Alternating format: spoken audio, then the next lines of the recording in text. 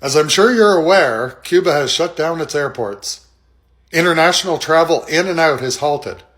Tourism dollars have stopped flowing into the country. Not because of a storm, not because of internal chaos, because they don't have fuel. And it gets worse than canceled flights, too. Trade embargoes, rolling blackouts, garbage trucks sidelined. And most people shrug and say, yeah, that country's always struggling. But what if this isn't random? What if this isn't mismanagement? What if this is a pattern? Because history doesn't repeat, it echoes. And if you've been following the last few videos I did, the one about the Bad Bunny halftime show, about people screaming keeping politics out of it, about coercive control in Puerto Rico, you already know what I'm about to say. This didn't start yesterday. Before 1959, Cuba was deeply economically tied to the U.S. U.S. corporations dominated sugar production, dominated tourism and casinos. The island functioned in many ways as an economic satellite of the U.S. Then came the revolution. Industries were nationalized, power shifted. Agree or disagree with Castro if you like, but he was trying to protect his people. So in 1962, the U.S. placed embargoes on Cuba. And it's never really ended. Instead, it's evolved, tightened, expanded. For more than 6 decades, Cuba has operated inside an economic trap. And that matters because sanctions don't just stop one country from trading with Cuba. They ripple outward. Banks hesitate, shipping companies hesitate, suppliers hesitate. Not because they can't trade, but because there's risk attached to doing so. So when Cuba runs out of fuel, it's not just a supply issue, it's structural pressure. And it doesn't always look like tanks. Sometimes it looks like leverage. Energy restrictions, trade routes, banking systems. Last month, right after a change in government, Venezuela, long a major supplier of oil to Cuba, stopped shipments to them. And then Mexico followed suit, pausing deliveries of oil to Cuba under threat of tariffs and repercussions. And some 65% of Cuba's oil imports were gone. And with that gone, Cuba didn't have any domestic reserves to fall back on. Fuel disappears. And when fuel disappears, everything else starts to wobble. Think about it. Cuba lost much more than just crude oil. It lost the lifeblood of its energy system.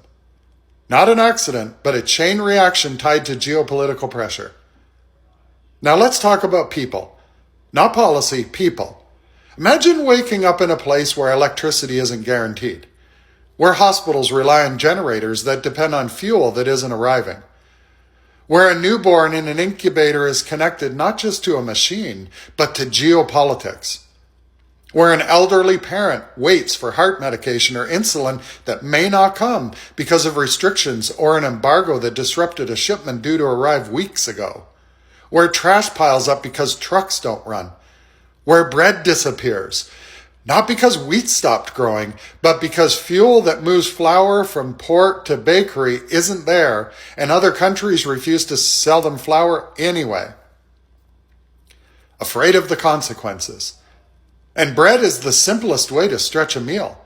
So when the flour vanishes, hunger isn't abstract. It's at the table. This isn't dramatic language, it's daily life in Cuba.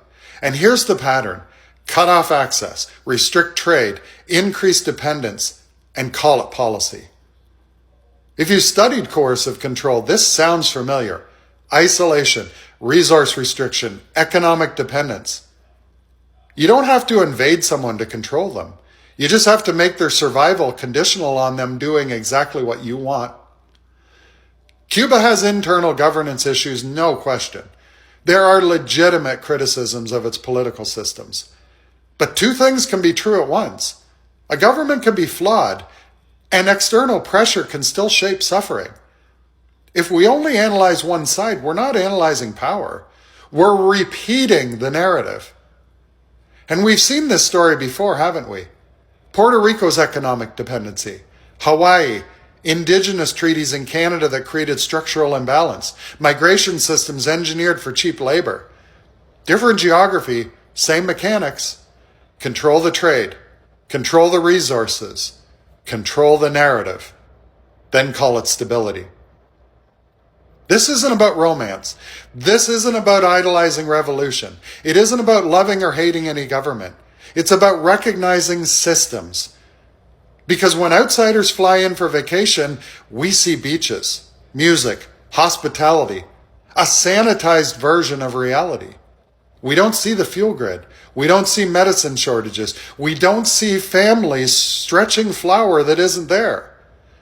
And yet we complain because, goodness, there isn't any croissants or pastries at the buffet.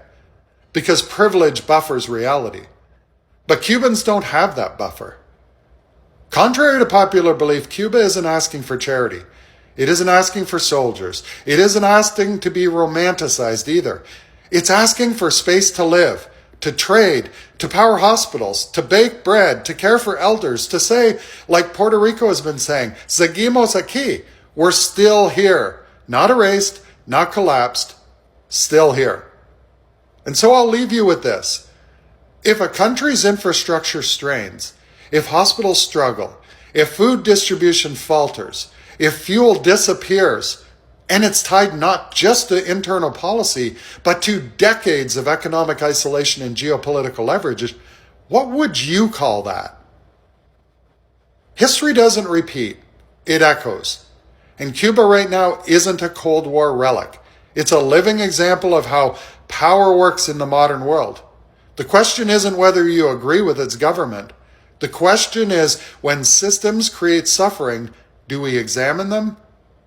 Or do we shrug and say, man, that country's always struggling? Peace out. And if you're not already following me, you should. It's going to be a ride.